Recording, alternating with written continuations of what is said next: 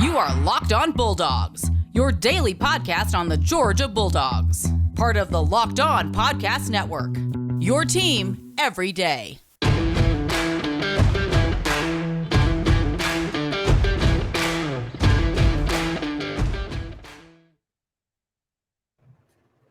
Hello and welcome to the Locked On Bulldogs podcast. Oh, it feels good to be back in the three-window life. I am Daniel. I am Clint, and below me is executive intern producer, legal aid analyst, sound engineer extraordinaire, The Sherpa, M-Dubs, the original Sherpa, if you will. of the That's podcast. exactly right. M-Dubs, how you doing? Hey guys, I'm good. I got to say my favorite title I think over the years was probably like special correspondent. I don't get to do that one very often because I'm on the West Coast, so I'm not in Athens. I'm not around. But anytime I can be special correspondent. Anytime you've got news to break, Dubs, you just let us know, and we will get out to you. We'll get a live feed out to you. Yes, Michael is the executive producer of the show, and so anytime you see any technical difficulties, anytime you see any struggles on the audio or the video, anytime we don't seem coordinated or like we know what we're talking about, it's all if we had a pre-production meeting and then Daniel and I aren't on the same page of what to say on the pre-production meeting come production time. The executive producer's job is it's a critical one, and Michael does it adequately. Unfortunately, he's also an unpaid intern, and so it's not a top priority in his life. But longtime friend of the show, been here since the first day, and a huge dog fan as well. If you're just now meeting him, welcome. If you're listening on audio, then we appreciate it. Subscribe, leave us a rating and review. If you're watching on YouTube, thank you. We appreciate you. Subscribe to the YouTube channel and drop a comment down below. We're going through this 2022 class. We're kind of in a series of videos / audio episodes here where we're going through this 2022 class, and we are just doing a bit of a deep dive, not an extended deep dive. We're doing a bit of a deep dive on each one of these commits / signees, and talking about what excites us, talking about whether or not they will see the field in 2022, and then talking about a comp, a name that they remind us of. Just maybe a speculation like they could reach this level one day if the stars align. So today we are talking about 2022 University of Georgia student athlete, because he's signed, he's enrolled, he's on campus. Chandler Smith, wide receiver from Orlando, Florida. And I'll start with you, Michael, because you are our guest, and ask you the same question that we ask every first segment here. What excites you the most when you think about this kid, Chandler Smith? A lot excites me. One is he hasn't had a lot of playing time in high school. He's had a couple of injuries, battled through some injuries, but when he's been on the field, if you've watched any tape of this guy, he is absolutely electric. Now, if you read the scouting reports, it's all about speed. They talk about him as a track guy. He's going to outrun everybody on the field. Sure. But if you watch the tape, I don't know who the quarterback was for his high school, but he wasn't good. And he made for great highlight reels as Chandler Smith would break off of routes, reach back over defenders. He's one highlight. He's running hard down the sideline, and he just stops, turns, and dives backwards and catches the ball because it was so far behind him. And so I just think there's an electricity he's just got to get after the ball mentality.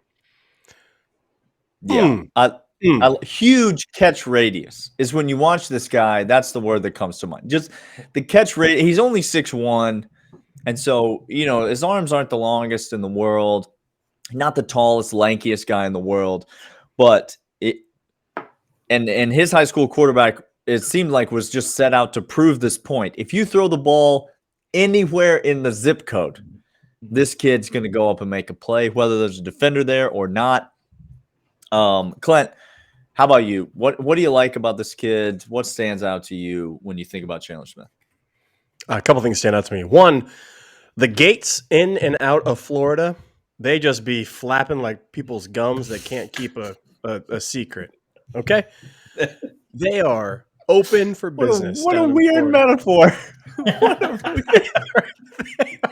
You can always count on Clint for the obscure metaphor. I'm not going to be able to get over that for the rest of the podcast. What a weird metaphor. Look, amuse-bouche. Go ahead, look it up. Charcuterie.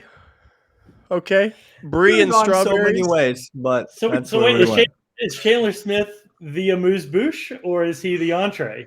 No, he the entree. He the full bone-in ribeye of entrees. Okay, Wait, jeez the Louise. guy's 6'1", 180 pounds. We're gonna go New York Strip. I don't know if we go We bone can't in go bone-in ribeye ribeye. here. Yeah. He is. Look, what excites me about this kid and playing wide receiver at Georgia is this. It seems to me that this kid, as you hear him talk, as you watch film on him, as you watch him go through the progression of recruiting and the changeover at wide receiver so far, and the changeover with Stetson Bennett, the quarterback controversy that we just got done talking about, this kid's a baller, and all he wants to do is ball out. And he seems to me to be the equivalent of a Dejon Edwards at running back, but at wide receiver, where he just says, I don't care. You want me to do a go route? Sure. But how about a 10-yard in? Sure. He's got that Kearis Jackson-like mentality. And that's what excites me about him is this kid just looks like, feels like, acts like, talks like a baller.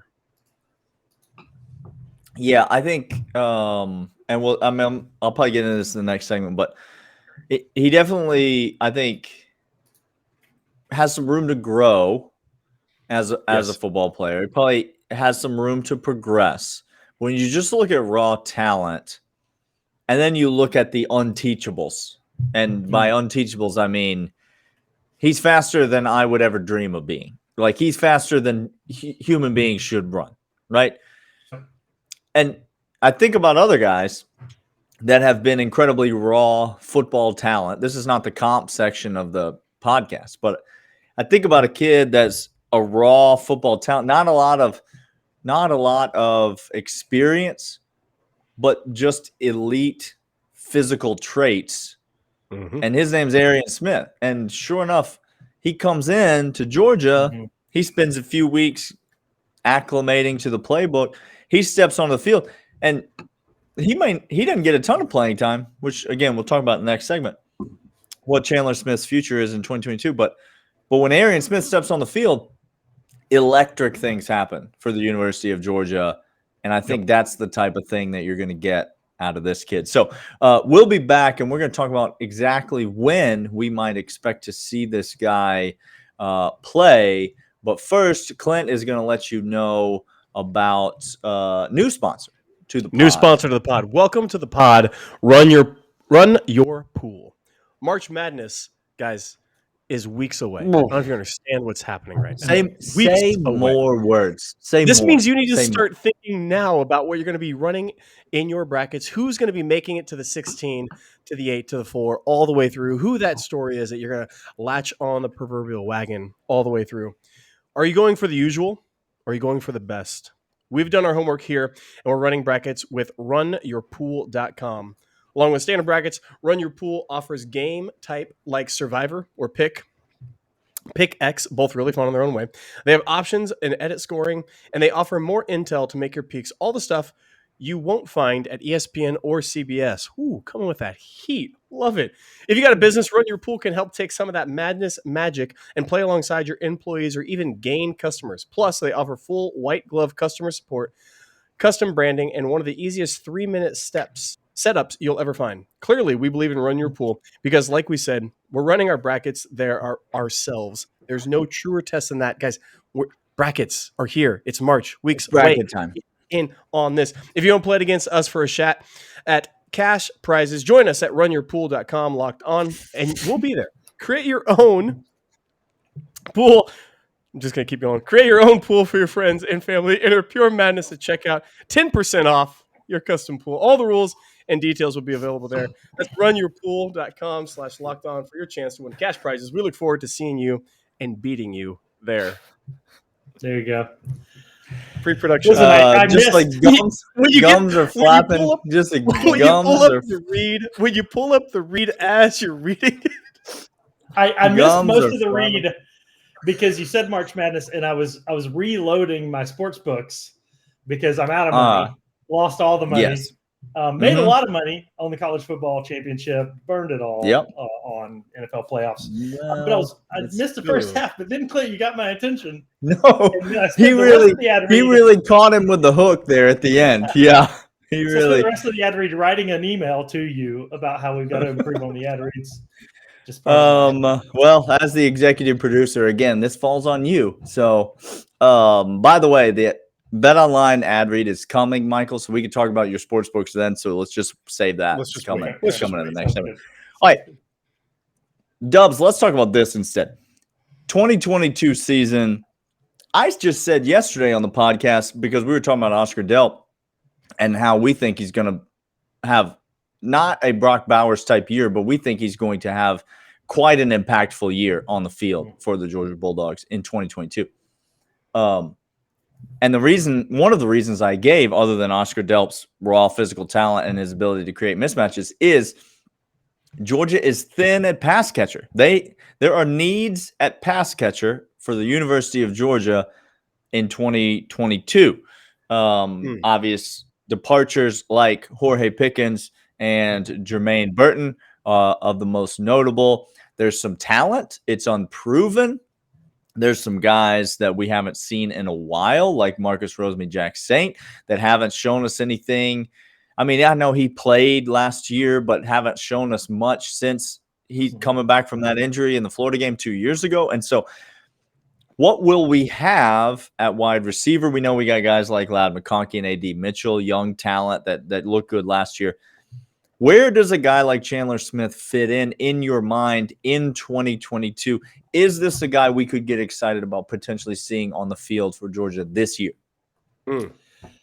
So I'll tell you this. One of my favorite things about the Georgia coaching staff is he will have a shot. And that's what I love about Kirby Smart and crew. If he comes in ready to play, they will put him in. That said, I think that's a pretty hefty wall to climb. You've got some guys that feel like they've had years robbed from them. I mean, Marcus Rosemary-Jack Saint, super talented, feels like with injuries and then being behind some starters, he's not had that chance. So I think you'll see limited use of Chandler Smith this year. I think, though, his acceleration will be that hockey stick curve that we'll see very little of him, maybe next year a little more, and then I think junior year he's going to be explosive. Ooh, you like to hear that. My. Oh, my. Look, he's not going to see the field a great deal. He could. I feel like wide receiver. Now, we're talking about pass catchers, and I get that. But I feel like wide receiver is a little more nuanced than a big body tight end in the middle of the field that can just out athletic you. And we have wide receivers that can do that. But as you've listed, Daniel, like A.D. Mitchell showed up on the scene and took majority of reps from people. And that was we saw it in G-Day. We saw this kid was clearly there and everybody should have bought in there at that exact moment. And by the way, the commenter on YouTube that said every single time we say, are they going to see the field? And we say, no, not at all. And they bring up G-Day. Well played. Just well played. Okay. Kudos to you. Kudos to you. Look, he's going to see. They'll see the field from the sideline. You can see it clearly from the sideline. Correct. They will see the field from the sideline. Arguably the best part of the podcast is those I think so. I really think so. No, that's none taken. None taken. Look, wide receiver is a little bit more nuanced. You have to be able to understand a more complex route tree. The tight ends do, the pass catchers do, but I think wide receiver, there's something about Todd Monken's system. There's something about these guys being able to block downfield, being able to go over the middle and deep. We've seen it time and time again where it takes a little bit. It's harder for some reason at UGA for these wide receivers to latch on early unless you are just an A.D. Mitchell type guy. All the other opportunities from even upperclassmen went down. So he's going to have his chance. I don't know if he's the type of guy, Michael, you mentioned earlier, he hasn't seen a lot of the field. I think that's going to be a detriment here. I think he's going to have to catch up a little bit. So I'm looking more towards years 2 and 3. But again, with the absolute caveat, it's a lotto ticket with wide receivers at UGA. Who knows? This guy could lead the team in receptions, a la A.D. Mitchell or something like that. This is not the comp segment. Sorry, Daniel. But Yep. you know who else had battled injuries early on, late high school, early college, didn't have a lot of playing time, and then exploded? Not a comp, but a gentleman named Randy McMichael, you may recall. Ooh. And finally kind of put the pieces together, got healthy, and exploded. Boy. Just oldie but a goodie there. Just touched on a lot of feelings inside of me when you said the name Randy McMichael. That is welcome. That is a welcome addition to my evening. I think the health of Arian Smith is going to go a long way to determining whether or not this kid plays this year, to be honest.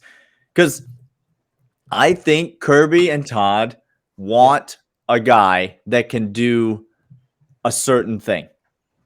And if you look at the roster, there's really only a couple guys now on the roster. You could throw Ladd McConkey in there, and I wouldn't have much trouble if you did. So I think maybe up to three guys who are really proficient at just burning grass and flying down the field and catching a football. There's a lot of mismatches on this team, but there's not that much uncatchable speed on this team. And so if Arian Smith is healthy, he obviously has a tremendous leg up on anybody like. And if Arian Smith's healthy the whole year, I don't think Chandler Smith sees the field one time. To be honest, not one time. Yeah. But if he's not, you mentioned route tree and blocking downfield, Clint, and I think in general that's true. Until Todd just wants to take a deep shot, and then he just sneaks a guy over on the side. You saw it with Arian Smith. That's exactly right. He didn't play. Like, he had one snap in the game where he scored his first touchdown. He didn't play the rest of the game. It's just a moment where Todd said, I think we could take a shot down the left side. And so, real quick, Kyrus Jackson, hop out real quick, and we're just going to sneak this guy in and match you up against the same coverage, same corner. Stetson, huck it as far as you can down the left side, and Arian Smith be there. That's the kind of thing I think you could see if there is opportunity with Arian Smith, who has been injured a lot in his career and hopefully won't be the case this year. But if there's opportunity, I think that's where you'll see Chandler play. I don't necessarily think otherwise you're going to see him on the field. Listen, I'm not a big X's and O's guy. I love watching the plays develop, but I'm not an expert. You tell me, is there a scenario where Todd Monken goes, onto the mountaintop in his robe of all-knowing offensive schemes? And is there ever a scenario where he puts Arian Smith on the left side and he puts Chandler Smith on the right side, and he says all Smith, an all Smith team? All Smith. All Smith. Feels a little self-serving from you to ask that question, just like an all Smith wide receiver core. No, I heard it. Right. I heard it. That's what I always wanted. I think the answer is no. I don't know. Yeah. I think the answer is no. There's no scenario where that would ever happen for the University of Georgia. Possibly a Hail Mary scenario. Yeah, okay. But I still think you'd see like Oscar Dell, Brock Bowers, and Darnell Washington out there before you'd see those two guys. That's exactly right. Let's talk player comps. We're going to come back and do that right after we tell you about BetOnline.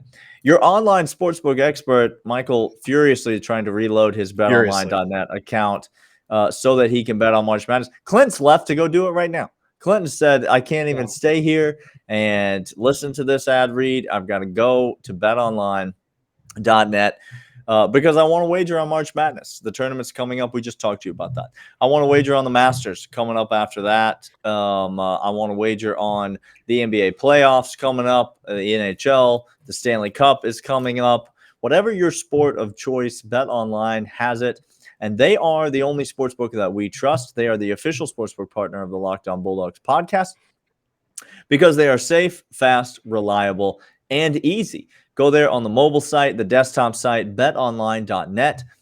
Make your deposit. Enter the promo code Locked On. You get a bonus on that deposit. That's free money with which to bet on March Madness. You can bet on these little bracket pods. You can pick a winner. They give you the 4-team pods, and you can pick which of those 4 teams makes it to the Sweet 16. That's my favorite thing to do in March Madness is to bet on those little 4-team pods. Because you don't have to have a team make the Final Four. All you need to do is they got to win 2 games.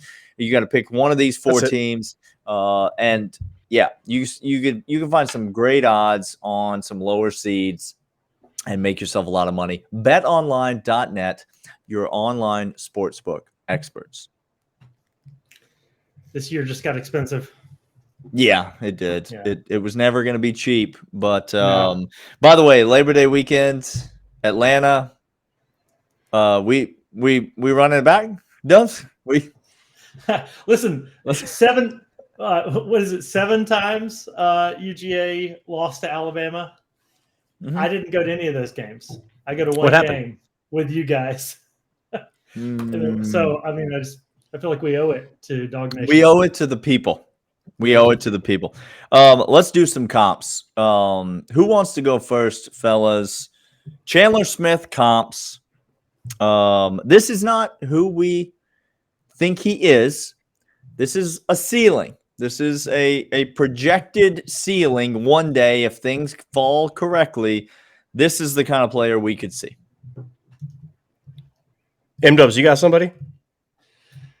I mean, I'll go. I'm channeling John Tweet Sports here. I'm trying to find the most controversial. I will say all the T's and P's that his mental state is much more stable than this comp. Yes. But I feel like there's an Antonio Brown potentially buried deep inside Chandler Smith. If he can stay healthy, if he can work out some of the routes and some of the complexities, he's fast. He's got a great catch radius. Wow. Like maybe an Antonio Brown. Antonio Brown. I'll never forget that picture of Antonio Brown's feet for as long as I live. Never in my life. Why do they look that way? Why? There's no reason. There's no you reason. You have medical experts literally everywhere around you. Literally as far as you can see, people who want to help you with that. Gums just flapping. like the gates of Florida. The gates of Florida. Oh man. How did we not mention, by the way, I saw an article on Chandler Smith by the Tennessee Vols athletic website talking about how early signing day is in 3 days and Chandler Smith will be announcing his commitment to Tennessee, and we're all so excited. They thought they had him, man. They thought they had him. And you love to see it. Clint, who you got? I got 2 I can't decide between. And so I'm hoping you take one of them, I'll take the other. Oh, I guarantee you I'm not going to take one of them. So sorry. Lo siento, señor. Fascinating. Okay. Which 49ers receiver from the late 90s is Clint?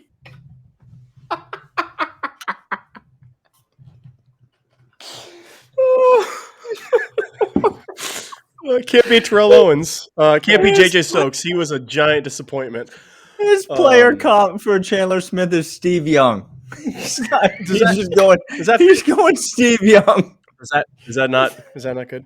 No, I'm going to hit you back with another Wayback Machine because this kid, look, we talk about burner speed and he has that straight line speed, but I'm going to give you another burner that was short distance burner that made a lot of his money in a heyday in screen game, in mid-range game, yard after catch. That's Jeremy Maclin. You guys remember Jeremy Maclin back in the day for the Eagles? Fantastic player. Not a lot of people go back and watch what Maclin did. He was fast as all get out. And I'm going to give another name. He doesn't have the same body type of him at all, but I think his game can translate the same. Percy Harvin he was fast, and Percy Harvin's Florida. I get that. He's awful. But he wasn't incredibly burner straight line, but the speed showed up in multiple ways. And I think if I could look at this guy's film a little bit more, he does have that track speed, but I think it's going to translate to more jitterbug in between intermediate receptions. So Jeremy Macklin's my comp. Yeah, and I think the reason I can't do a Percy Harvin or the modern day Percy Harvin is his name's Jalen Waddle. That's who the modern day Percy Harvin is. There you go. Like the reason I can't do a Jalen Waddle Percy Harvin comp is because I feel like I got to see him do some of those other things, because those guys were elite because they were really good receivers, but they also were the best running back on their team. They also were the best ball carrier on their team. They're both best special teams player on their team. I need to see some of that from Chandler Smith before I'm going to give. So I got two that I'm debating between. One of them is a damn good dog, and one of them is decidedly not. And so I don't know which one I'll give you. I'll just give you both. This kid's got Mecole Hardman in him. There's a Mecole in this kid. He's in there. I almost went Mecole. He's in there. Okay. And so let's just say that out loud. He's in there. That's a ceiling.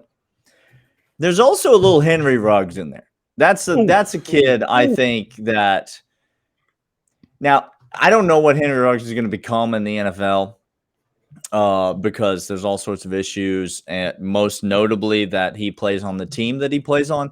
But there's all sorts of issues. But Henry Ruggs is an elite physical talent at wide receiver and can absolutely go out and get after the ball. So those are the two guys that come to mind. But yeah, I like those comp. I like the Jeremy Maclin comp, former Mizzou wide receiver, because more of a possession guy, which had some speed. And I do think Chandler Smith is more than just a burner.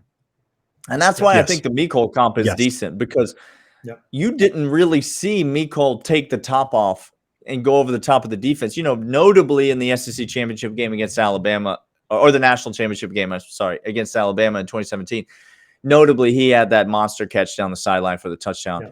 But you didn't see that a ton from him in his career. No. You saw a lot of in-breaking routes. You saw a lot of possession type, move the chains, slants across the middle. You saw a lot of that. And I do think Chandler Smith has got that kind of skill set. He is not just a go route type of guy. And so, yeah, I do think he's got a ceiling that's pretty high. All right. Yeah, you've got some guys. Sorry. Go ahead. Some guys need that 30-yard window to get that speed and create that separation. But that's not what you have with Chandler Smith. No, sir. You need 7 yards. You need 8 yards. It's that explosiveness off the line. Great comp. Yeah. By the way, really quick before we end, because a lot of YouTube. So if you made it this far, I'll correct. Ruggs no longer in the NFL because he. Because he did that thing. He did the thing where he took his car under the influence and put it into traffic with pedestrians. So no longer in the NFL. So YouTube commenters, you've been corrected. So stop. Is Antonio Brown still in the NFL? No. No. Also, Antonio Brown just likes the shirt off in the end zone against the Jets. Was it just should have just given the bird to the fans as he was leaving. And what a way to go out, though. What a way to go out. That may be how I go out of the podcast. So you guys know. If you were looking for a reason to subscribe to the YouTube channel, I think Dubs just gave you one right there. So go ahead and subscribe, leave us a comment, leave us a rating or review. We will be back tomorrow for a Friday episode, and we will talk to you guys then. See ya.